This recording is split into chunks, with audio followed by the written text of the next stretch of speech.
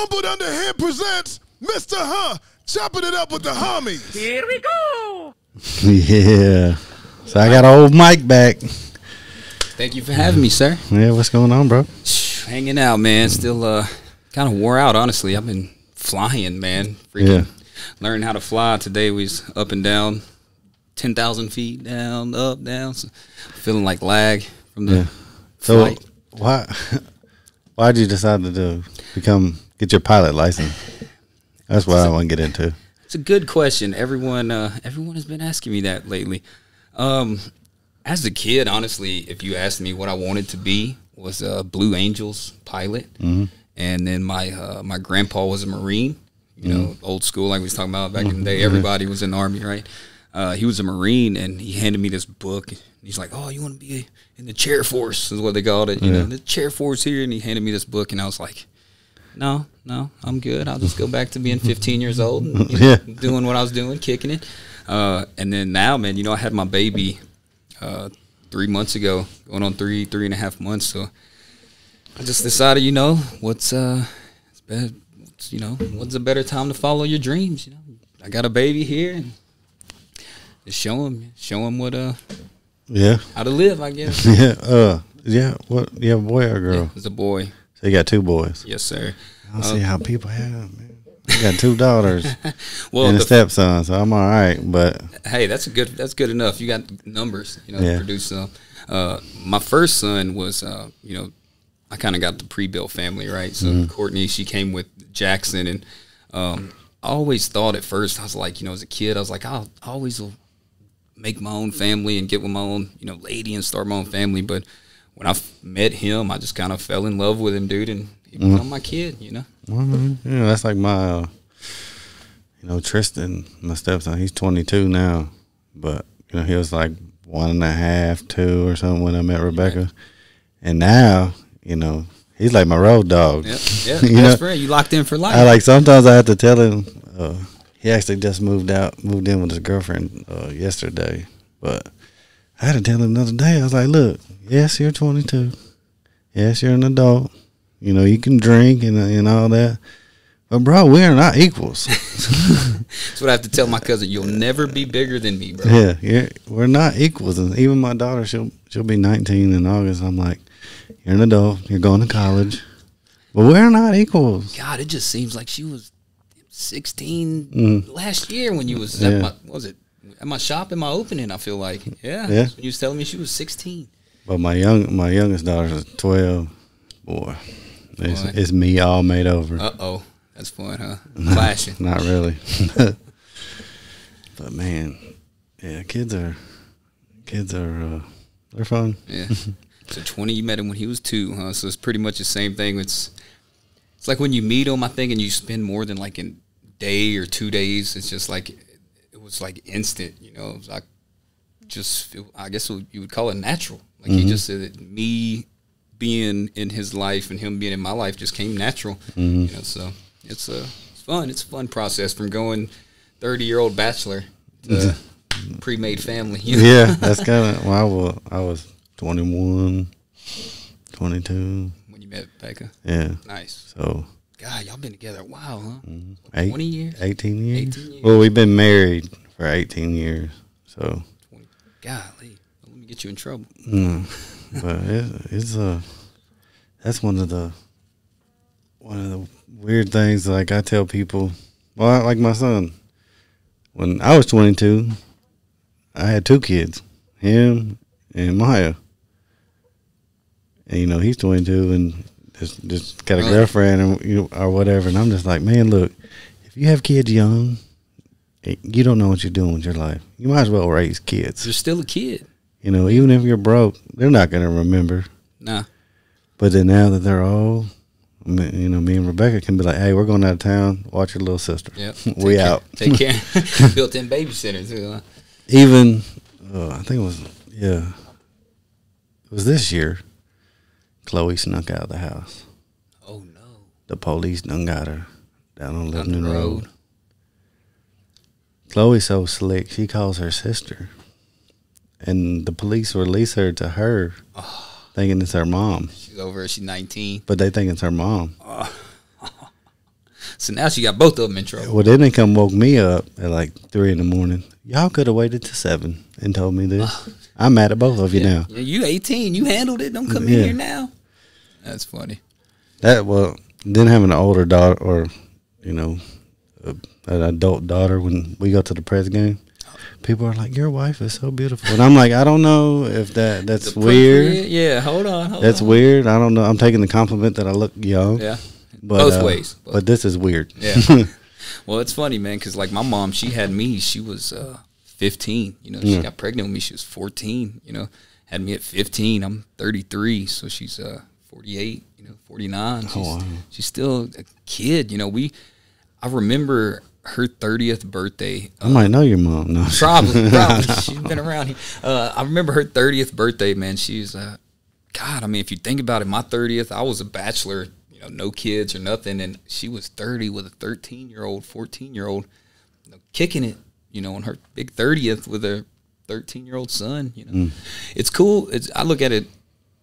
I liked it because me and her, we got to grow up together. So now, you know, once I hit 18, obviously I was on my own. You know, but now we are kind of like, you know, we're living life together. You know, me personally, I'm gonna be 50 years old, which I think, you know, when my son turns 18, I'll be 50. I still think it's a great age. You know? So I kind of hit it dead on the head. I even told myself, I said, I want to have kids in between 30 and 35. You know, that's about the age I want to do it. I've seen so many people have kids young, which I don't think it's a bad thing. Like I said, you get to grow old with them. But I just was like, you know, all my brothers had kids, and I was like, I'm going to slow up and try to get some things underneath me, and then I'm going to go right between 30 and 35. And to be honest, I didn't think I could have kids. There you go. There we go. I went to like a urologist, you know. Yeah. Did the whole like weird sitting in the room thing, you know, giving you a cup. You got to put your name on it and all that. And I'm like, do I use your material or your goggles? What? But yes, the same week that they called me, and they're like, you know, yeah, Mr. Rischbeck, you know, you can actually have kids. My girl called me that day almost and was like, yeah, I'm pregnant. So it was like, you know, meant to be. Perfect timing. So. Yeah, I found out they were one night stand. Oh. Like, I literally, let's see, we got married the day before Maya turned 1. Wow. And I probably only knew Rebecca 9 months before that. Wow. Well, I mean, hey, everything happens as it's supposed to, and you guys are still together this day and going strong. So, you know, that's a plus. Yeah, it's good. It's hard work, man. It's what it is. It's work. That's kind of what I told myself, though. Man, I ain't getting married ever. But whoever is that lucky lady, no. Whoever I mess up with. Never messed their life up. I'm just glad she's not too crazy. Nah, you got you a good one, man. I've seen we've been through it. Spending them 30 years, you know, I was in a 7-year relationship and single for 2 or 3 years, then in a 5-year relationship with the you know, old fling, so it's basically the same thing. I spent 12 years with 2 chicks, you know, pretty faithful, and then I was 4 years single, and at that point I told myself I'm not jumping into nothing. I was like, I'm just waiting for it to come, and literally I'm at a club downtown, and I spent probably a year when I was back from Colorado. You know, I came back here, and I just kicking it, you know, and I was downtown, and this girl lays across us, and her head is literally in my lap, and I'm like, what's your name? You literally landed in my lap, and that's how I found her, bro. She landed in my lap in the club, and I never let her go. Hey, you can't get wrong. Yeah. So everything happens for a reason, I guess. It happened. So I didn't let her leave right then. I think we got a little off topic. So, what do you have to do to even start? Do you have to pass certain tests? Yes. So to even become a pilot, or is it just like, hey, I got enough money here? Nah. It's really, honestly, all in all, to be certified to be like a student pilot to fly sport and recreational, it's only about 40 hours. So it's in between $7,000 to $9,000, you know, depending on how in depth your instructor is and kind of how in depth you go about doing things. You know, like so like today, you know, I'm kind of a person, I like to learn things the hard way, right? And I told my instructor, I was like, look, man, anytime you get a chance to mess with me, you know, do it, because I want to learn how to correct it. Because if we're ever up there, I want to learn how to fix it, right? So today we're flying, and I've been doing slow flight, coming in. And believe it or not, an airplane, man, what would you think it takes to get flying? Like speed. Sometimes I look at them and I'm like, there's no way that thing stays in the air. So literally it's about 50 miles an hour is what the plane is what it takes to get, and you rotate it up, and about 50, 55 miles an hour is what you take off at. So you climb, I climb, from, 0 to 1,500 feet at about 70 miles an hour. That's really it. So you never want to let the plane get under the 55 miles an hour. The plane's kind of like it's like a bird. Like, it soars. Mm-hmm. So if you ever let it get under 55, the plane will kind of do like this, and then you've seen them spiral down. That's called stalling. So you never want it to get under 55. So with this morning, we was I think about 4,500 feet, up. And say if this is the runway, you kind of fly in a rectangle to, get in the pattern to make the landing, right? So I'm flying up to the pattern, I'm coming up to the rectangle, I make the call. It's all horrible. I'm horrible with radio calls. So I'm making the call, it's all bad, and he leans back, he says, give me the controls. I was like, all right, you got them, and I give him the sticks, and all of a sudden he just leans over and goes, choo, choo, choo, choo, choo, choo, choo. Cut the plane off, give me the controls, and leans back. He's like, all right, and the plane just goes, choo, and I just feel it losing power. I'm like, oh God, I'm like, do you want me to take it? And he does this, he goes, and he like crosses his arms, and at that point I'm like, in my head I just reacted. I just pushed the plane nose down, face first into the ground, because you pick up speed, when you're going down. So in my head I'm thinking, get this thing to the ground, as quick as possible, but as soft as possible. So I just pushed it down. Whew, the plane evened out. I started cutting it halfway back on. I pushed the nose down again. Whew, evened out. So by the time we got down to I'd say 2,500 feet, I've had everything cut back on. You was puckered up. Oh my God, bro, I'm freaked out, because it's a feeling here. I'll show you. It's not gonna be good on here, but so what we was doing was the other day we was doing zero gravity. Zero gravity. You ever see where they take you in the plane and they'll nose the plane down and people be floating inside the plane? So we was doing that, and we had the iPad on my lap. Yeah. And I nosed it down. The iPad floated in the air, and I'm looking at it. And it hit me right in the face. I was like, oh God. So then we started doing this. So you see the nose goes, when you see the clouds right there, the bottle just floats. So that's that point where you feel that stomach, when you go over the hill and you got that stomach, that, what do they call it? Like you lose your stomach or whatever. Yeah. So that feeling, you're like, oh. And that's what it felt like today when it happened. It felt like we was just falling to the ground, and I just, believe it or not, reacted. I think that's a lot what it is it's reaction, man. It's really like, are you going to freak out? Or are you going to let yourself die, When he leaned back in my head, I thought, we're 4,000 feet in the air. I was like, this dude is my only life right now. What do I do? And I just went off instinct, and I just started nosing it over. So I'm over there thinking about, dude, he really gonna let you just kill him? Well, so going back to your question, man, it's about 40 hours of flight time before you can go do it on your own, right?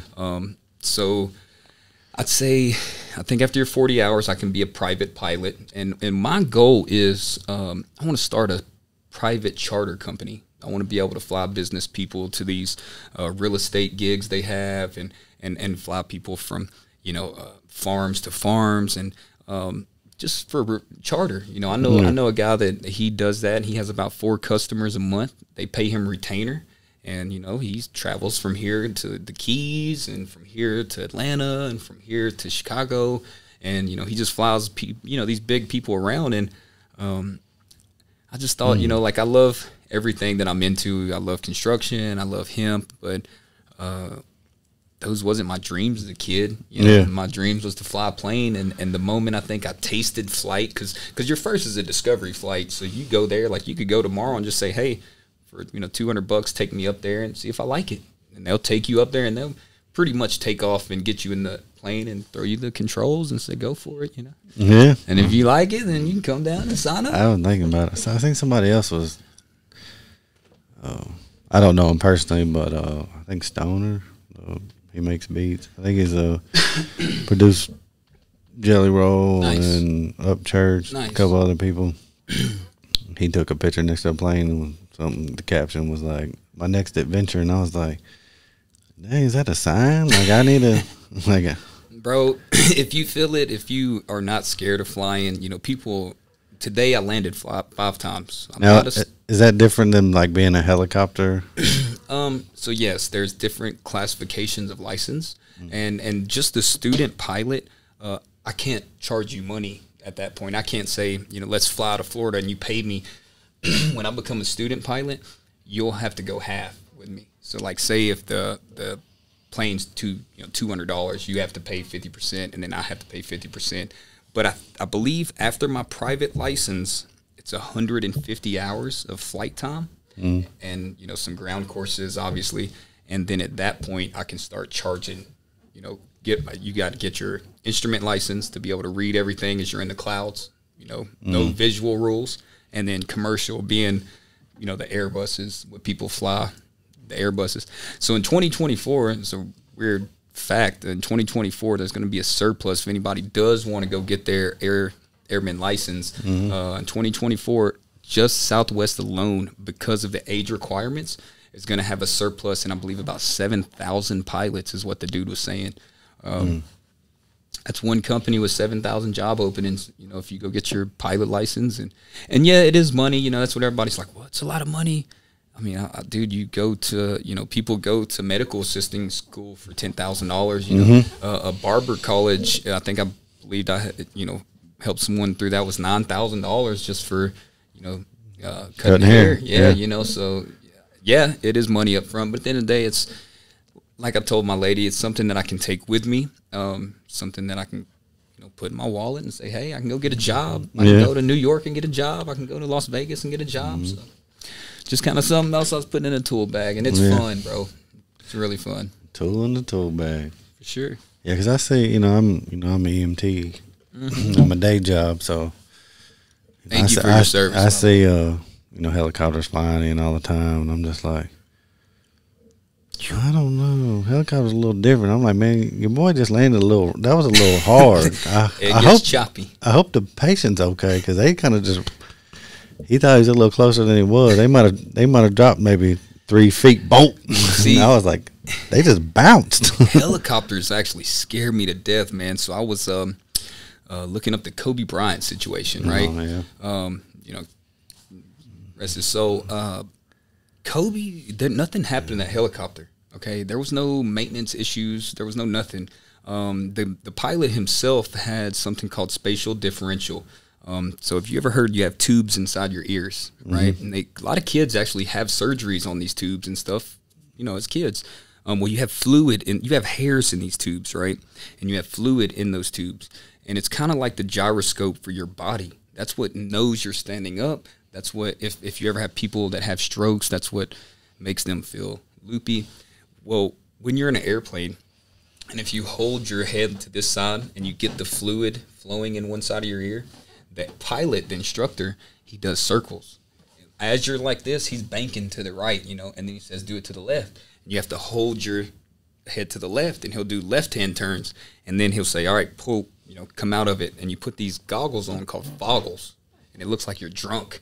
And you have to literally grab the stick, and you have to get the airplane level with the horizon.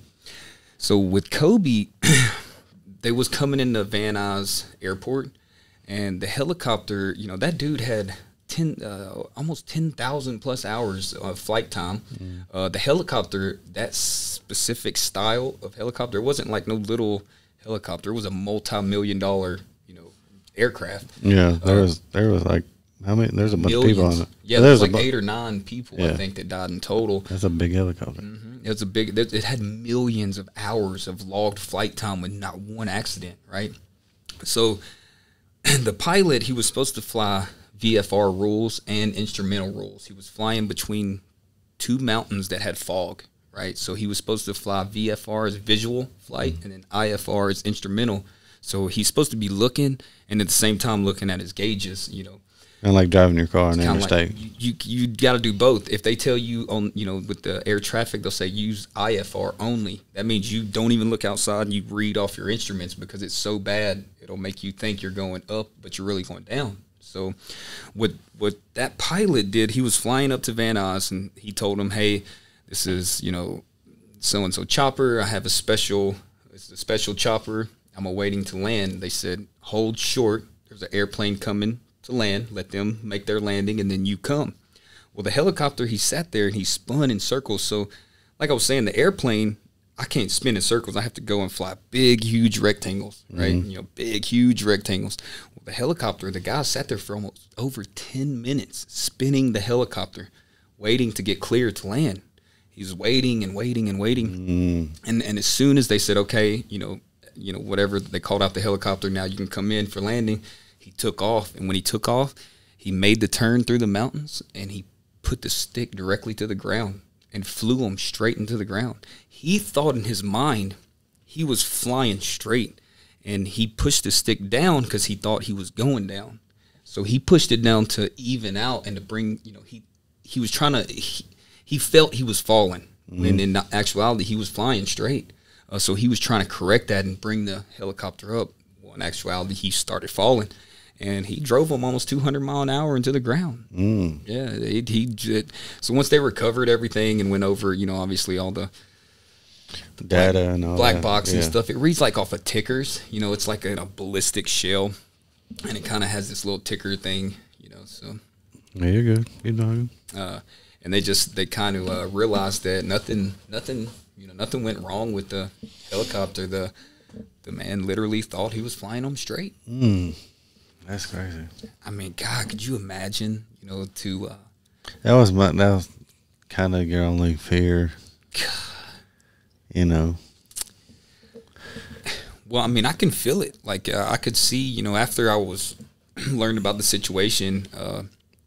Like I said, I like my instructor to mess with me. So I'm like, dude, make me feel that. I want to feel like I'm like all loopy, and he did it. And I'm up there like, holy, it does. It literally, it'll make you feel like you ever spin around in circles and then stop. Yeah. And that's the feeling times 100. So that dude he just didn't know, man. Do you get motion sickness like being on a boat? Yeah, like on the ocean. So today, some people probably can't ever fly. Yeah, no, for sure, dude. Today, it about got me. Honestly, I'm gun ho about everything. I'm like, let's do this. Pew, take off. And today I was flying, not driving. I'm flying, and we was practicing slow flight up 4,000 feet. I was practicing getting the airplane down to 55 miles an hour and holding it. That's practicing you come into land, right? Because I got to get it down to 55 mile an hour as I'm landing. So I'm practicing it, and I'm sweating. There's no AC. I'm like, it's 100 degrees outside, and I'm getting all these instruments going, and I accidentally hit the flaps. And the flaps are like the things you ever seen when you're coming to land. They go, and they come off the back side of the wing on the big commercial liners. And what that does is, if you're going 100 miles an hour at 1,000 feet, you put those flaps down, and it bleeds your airspeed off. So if you're going 100 miles an hour, it'll instantly make you go 80, but stay at the same height. It'll slow you down. Yeah. So I don't know what I did. I hit the flaps on accident, and the plane went and started stalling out. And dude, I felt motion sickness so bad. What you're supposed to do though is tuck your shirt in and throw up in your shirt. Yeah.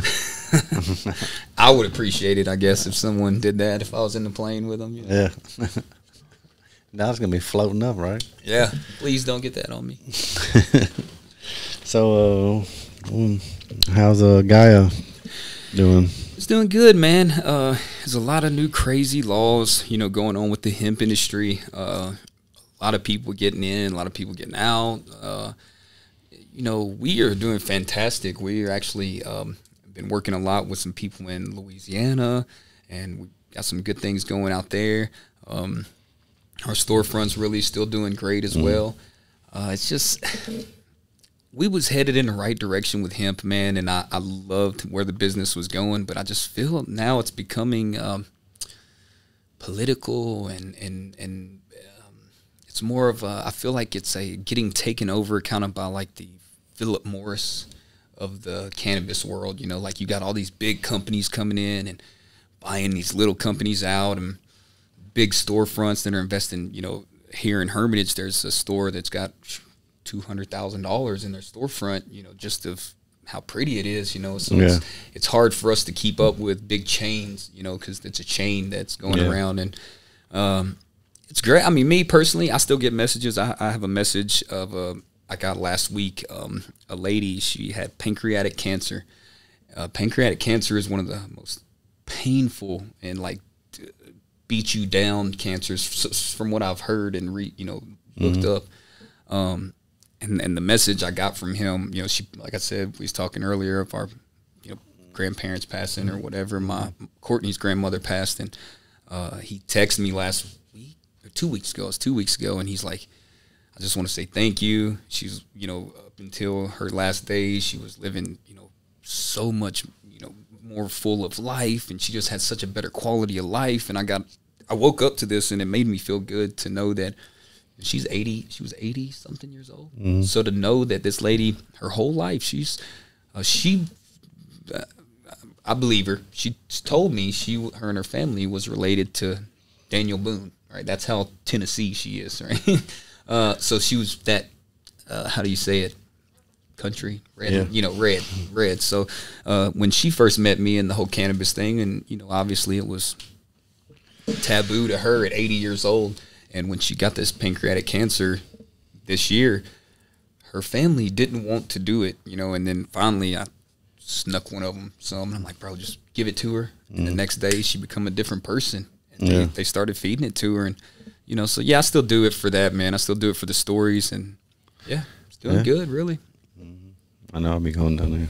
Yeah, no, we appreciate anybody that comes in. We appreciate your business. We appreciate your support. We will hopefully, as long as Mount Juliet allows us, stay there. We're hoping they don't sell our building. We got to fill in somebody's coming through and buying all that property right there. Yeah, and Bob Jones had passed away, the guy that owns that section of Mount Juliet. So we're just holding tight, man. Yeah, holding tight. I see that coming now that I think about it. Yeah. That area is blowing up right there. So Nonneville Road area, you know, it's getting big. Yeah. What else going on, man? Just hanging out. You know, on the way over here, I was gonna ask you. Last time you didn't do too much talking last. I felt like I talked the whole time. You talked the whole time. Now I'm letting you talk. I'm listening. Well, what's going on with you, man? How you been, bro? Man, I'm good. I just been working a lot. Good. Got promoted at work. Nice. So I'm kind of off the ambulance most of the time in the office. I was gonna ask, what do you work? First shift, second shift? Man, I work like 72 hours straight. Yeah, and then you're off for like 3 or 4 days. 4 days, yeah. 4 days. I knew a buddy that did that. Or you know Kyle Barrett? He's the EMT in at the Saundersville Road firehouse over there. I know a guy that works over there. Okay, yeah. So man, you guys, y'all have. I bet you have one some of my good stories friends works over there. Man, I'm in like a management role part of the time, and man, first shift, I'm like, I thought kids gave me patience. Our regional director showed up out the blue, and I was like, I was like, hey man, I thought kids made me have some patience, man. It ain't got shit on these people. He's like, no, your kids gave you a lot of patience. You just don't have 90 children. Yeah. And especially grown children. And I was like, grown children. And I was like, I'm so glad you told me that, because now it makes sense. No, I ain't going to kill them. Yeah. Because I'm ready to kick all my kids out when I come home. Everybody got to go. Gotta go. Well, that's what I was telling Derek. You know, he was talking last time we was here about he was doing the house flipping thing, and I was telling him, you know, I love doing it. It's just the fact that you have to manage everybody, and one person you're managing, you can, you know, be feeding all the right information up the ladder. But if one person doesn't do their job, just, you know, mess the whole thing. And people don't understand managers' stress, I would say, you know, from having to supply the information up, you know. So it's like, man, then from only having to worry about yourself and your ambulance and your patient, and now I got to worry about everybody and everybody's patient and everybody's ambulance in Metro. Oh no, I'm at private Cool. ambulance service. But God, how many y'all have? we run on average. We used to be bigger, but because COVID, we lost a bunch of people, but we run about 15 Each shift. Yeah. Wow. So what do y'all do when they get like 911 calls? They just kind of. Well, we kind of do more. Well, company I work for is like the biggest one in the nation. I think they're in like 7 different countries. Nice. But we just kind of do transport. Okay. So from like hospital to hospital. Yeah. So nice. So if you got something wrong with you and you go to Summit, well, Summit might not be specialized in that, and they're gonna ship you or transport you to Centennial or Skyline, stuff like that. Which is kind of weird. Like a hospital should be a hospital, and yeah, for sure. Well, then I mean, obviously, if they're paying a third party company to do that too, I mean, that's good that they're setting aside some money for that, I guess. And then they do 911 in some of the like smaller counties where the county necessarily, I don't know, like maybe like Jackson County, some of the small county where you got one little house, one little bitty town, but that one little town can't pay for their own ambulances and service and all that, so they kind of do a contract. And so is it government? Is it government funded, I guess? Well, we're federally funded. Federally funded. So we do a lot of stuff with FEMA. Nice. So like hurricane season come, so if hurricane's real bad and hit somewhere, they'll send us a bunch of our guys from all over the country down there to relieve. A lot of the ambulance. Like what was the one last year in New Orleans? So they sent a couple of our guys down there, and they're down there 45 days getting paid the entire time. Wow. They're there. Wow. Every hour. Every hour. Yeah. Well, I mean, you got to think. They're on the clock 24 hours for 45 days. That takes them away from their family. That's that per diem, I guess. Yeah. And then some of the guys are like, "You ain't see my truck in the parking lot." Yeah. I did Hurricane Sandy in 2016 and paid for. Yeah, paid for. Bought me a truck when I got back.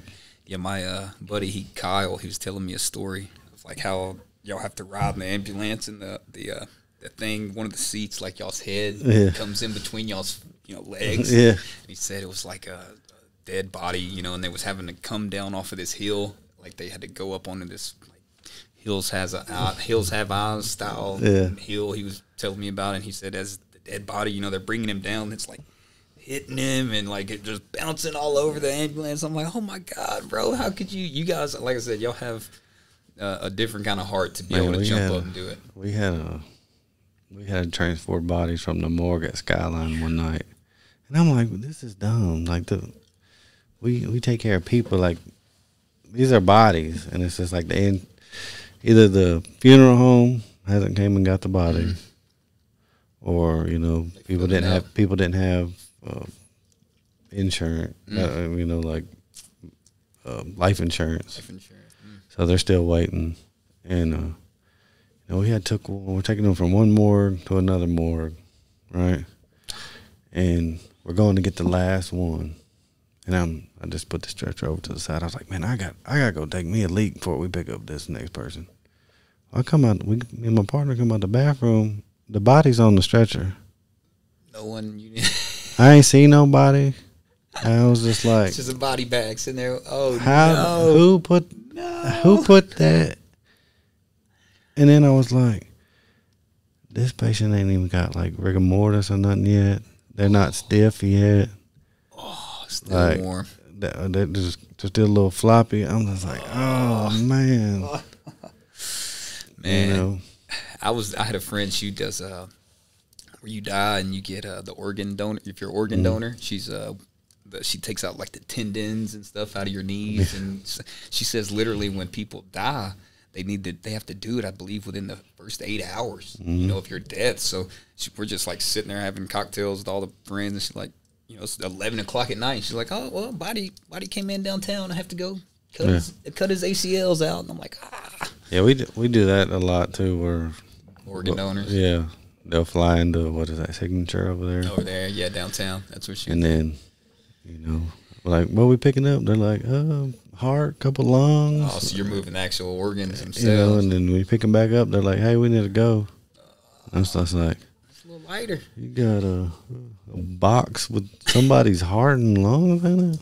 They're just nonchalant, like, "What's a good place to eat?" I'm just like, "Well, down the street." Yeah.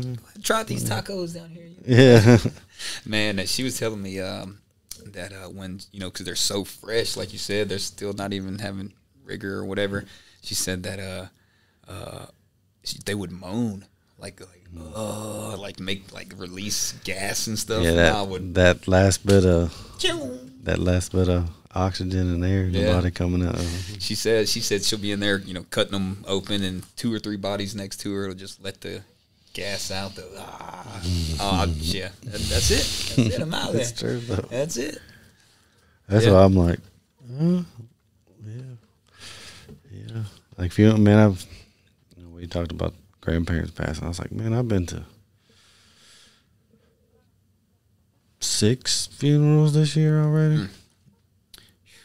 6. Halfway through. Got one tomorrow. My buddy came by today. I hadn't seen him, so I was like, man, I gotta go to his daughter's funeral. But he just popped up, made Derek scoot over, man, pulled a chair up. He's like, yeah, man, I'm cool. I can talk for a minute. Dang, really today? And he was just like, it was kind of cool to get back into the normal. Yeah. And you know, it's kind of one thing about the podcast. Like, hey, man, somebody got something to talk about. Let's talk about it. For sure. Maybe what we're talking about might help somebody. And that's why, like I said, thank you guys, because this platform is, you know, what we need is a voice. You know, being in our city, I keep seeing these podcasts pop up, you know, and you guys are putting on for the city, so to say. And you're from here, you're organic, you know, and I believe that the organic crew should stick together and speak, you know, as you know, the organic roots of the city. Because, man, I was driving through just earlier today, and I swear to you, in 3 years, we're not going to be able to see our downtown skyline. It's going to be covered in condos. Like, you couldn't even see it because of 2 condo building. And I started thinking to myself, like, God, man, people really don't even, you know, our voice is thinning out. Yeah. So you guys doing this is, you know, a lot of us that grew up around here, we're trying to move farther out. Yeah. I'm trying to find I was looking at Readyville area. Yeah. Out there, Readyville, like, what's it called? Woodbury, stuff like that. Yeah, I was like, I told my wife, I said, I ain't moving no farther than 109. Yeah. And I was like, maybe that's not far enough. 109's blowing up. I know, and I'm like, they finally paved it, though. Yeah.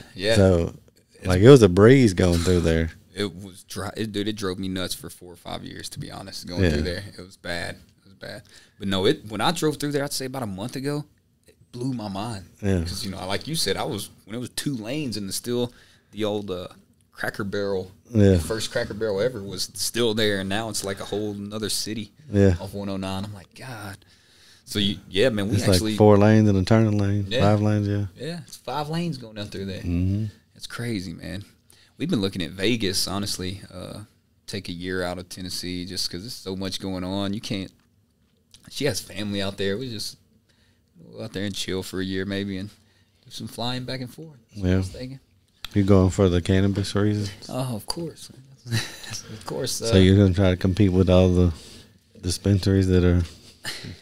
Well, what I'd like to do is... go down there for, like, almost like going to...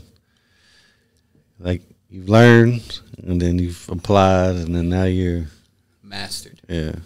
I'd have to say this, our gummies, you know, me and Hunter, we've been talking a lot, and we're going to make our own gummy line, you know, specifically our brand. And I think that's what like I was saying, it's getting so political, it's hard for us to keep everything in the storefront to keep up with everybody else, right? Mm-hmm. So what we're going to do is kind of, corner what we're great at. And what we're great at is our gummies. Our gummies are one of a kind. I haven't found any. They're pretty good. They're phenomenal, and we pinned our recipe down. We make them. We don't roll them. They're not coated. And I think if we can kind of corner that market and focus on getting onto as many store shelves as possible, you know, that's what me and him have been really talking about. We're gonna. Yeah, I argued with Hunter one day. I was like, man, you need to, you know, make a littler dose and maybe different shape. And he's like, I would never appeal to a child.